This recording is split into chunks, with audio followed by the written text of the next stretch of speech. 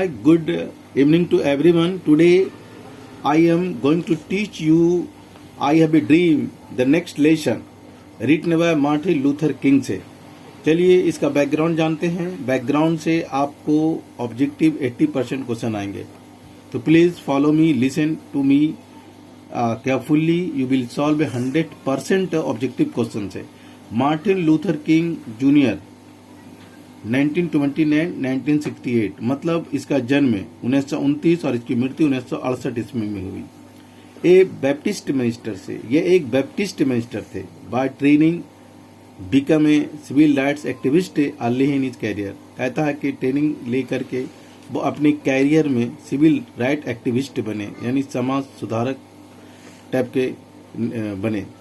Leading the Montgomery bus boycott and helping to found the Southern Christian Leadership Conference है, और Montgomery बस का leading करके और मदद करके वो जो है सदर्न क्रिश्चियन लीडरशिप कॉन्फ्रेंस की स्थापना की, नींव डाली। इन्फ्लुएंस्ड बाय गांधी जी, मतलब गांधी जी इनको बहुत ज्यादा प्रभावित किए।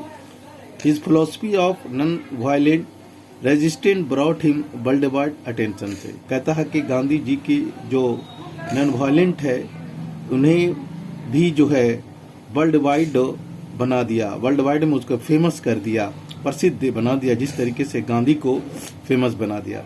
इन 1964 King become the youngest person to receive the Nobel Prize for his effort to end segregation and racial discrimination से। कहता है कि किंग जो है वो नोबेल प्राइज प्राप्त करने वाले सबसे कम उम्र के व्यक्ति थे। उनको जो है फॉर हिज एफर्ट किस लिए मिला? To end segregation and racial discrimination. End माने होता खत्म करना, डिस्क्रिमिनेशन माने होता है भेदभाव और छुआछूत को खत्म करने के लिए उनके इस प्रयास के लिए उनको नोबेल पुरस्कार दिया गया। और वो जो है जो वे अपनाए थे वो नॉन वायलेंट वेज अपनाए थे, जिस तरह से गांधी जी जिस रास्ते को अपनाया। किंग वाज असैसिनेटेड माने होता है मर्डर, हत्या कर देना। उनकी मृत्यु जो है अप्रैल 1968 4 अप्रैल 1968 ईस्वी को हो गई। King's important works include strength to love. कहता है कि he wrote some important book.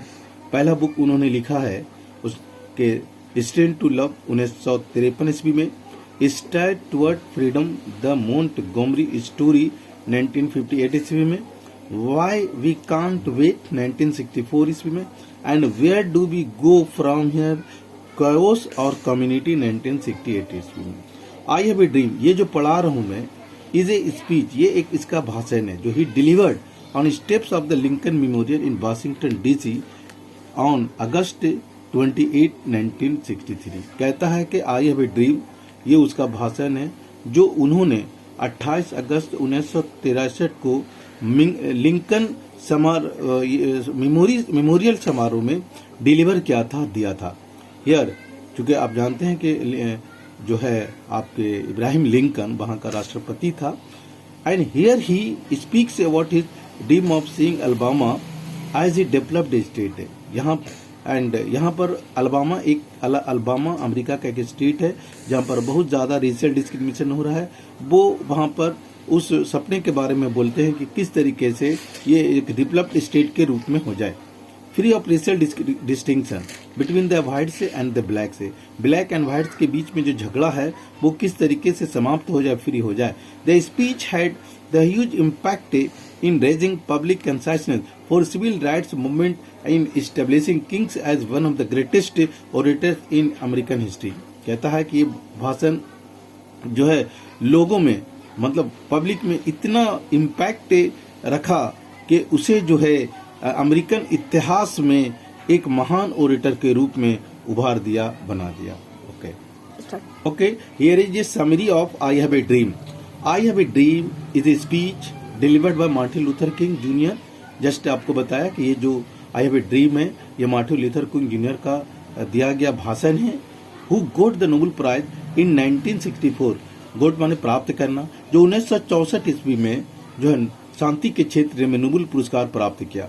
इसलिए to end segregation and racial discrimination से, कहता है कि जातीय भेदभाव को खत्म करने के लिए। इन this speech he delineates the condition of poverty, discrimination and torture that the Negroes suffered in his time। कहता है लाइन बाय लाइन इस तरह से पढ़िए। इन दिस स्पीच, कहता है कि अपने इस भाषण में ही डिलीनिट से माने होता रूपरेखा तैयार करना या वर्णन करना। द कंडीशन ऑफ पॉवर्टी, गरीबी के हालात को वर्णन करता है। डिस्क्रिमिनेशन मतलब भेदभाव को वर्णन करता है। एंड टॉर्चर का वर्णन करता है, जो that Negro suffered in his time, जो नेग्रो जो रंग से काला होता है वो अपने समय में वो पीड़ित हुआ अमेरिका में। एज, जैसा कि हम जानते हैं, we know that American used to hate Negro, जैसा कि हम जानते हैं अमेरिकन जो है नेग्रो से नफरत क्या करता था। They were living their own country as an exile. Exile माने होता है भगोड़ा, अपने ही देश में, मतलब इधर उधर की स्थिति, अपना कोई मकान नहीं। दे वर लिविंग, वो लोग अपने ही देश में एक भगोड़ा के रूप में रह रहे थे। In this speech Martin Luther talks the Negroes to have patience, कहता है कि अपने इस भाषण में मार्टिन लूथर जो है नेग्रो के बारे में बात करते हैं, उनके पेशेंस से रखना उनसे अपील करते हैं, पेशेंस रखने के लिए, धैर्य रखने के लिए। He tells the Negro, but Negro को कहता है not to stop unless they are given citizenship right, तब तक नहीं रुको जब तक हम लोगों को जो है सिटीजनशिप राइट नहीं दिया जाता। Americans should not underestimate the urgency of Negroes for the development of the country। कहता है कि अमेरिका को भेदभाव नहीं करना चाहिए और अमेरिकन शुड नॉट अंडरएस्टिमेट माने कम नहीं आंकना चाहिए नेग्रो की अर्जेंसी को, नेग्रो की आवश्यकता को, for the development of the country, देश के विकास के लिए। चूंकि यहाँ पर सब लोग हैं, सभी का एक नजर से देखा जाना चाहिए। यदि किसी को हम अंडर एस्टिमेट करेंगे तो अमेरिका कभी तरक्की नहीं करेगा। Really this speech shows the optimistic approach of doctor king, यानी मार्टिन लूथर किंग। ये स्पीच जो है डॉक्टर मार्टिन लूथर किंग के एक आशावादी पहुंच को दिखाता है, यानी ऑप्टिमिस्टिक मानो तो आशावादी। This speech gives strength not only to the Negro but to all the people of the world. कहता है कि ये जो स्पीच है, ये जो भाषण है, न केवल नेग्रो को ताकत देता है, स्ट्रेंथ देता है, बल्कि दुनिया के तमाम लोगों को ताकत देता है जो who suffered from the racial discrimination से, जो रेशियल डिस्क्रिमिनेशन से, भेदभाव से पीड़ित है। चलिए, here is some objective question है। I have a dream is speech delivered by, यानी ये जो आई हैव ए ड्रीम जो एक स्पीच है, किसके द्वारा लिखा गया है या डिलीवर्ड किया गया है? Martin Luther King. दूसरा क्वेश्चन है, Martin Luther King junior belong to which country, मतलब ये किस देश से इसका संबंध था? तो द यूएसए, यानी अमेरिका।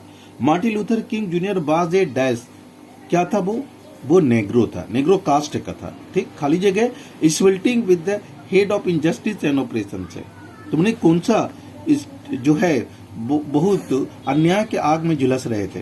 तो वो मिसिसिपी जो अमेरिका के स्टेट है, वहां पर बहुत ज्यादा जो है डिस्क्रिमिनेशन था।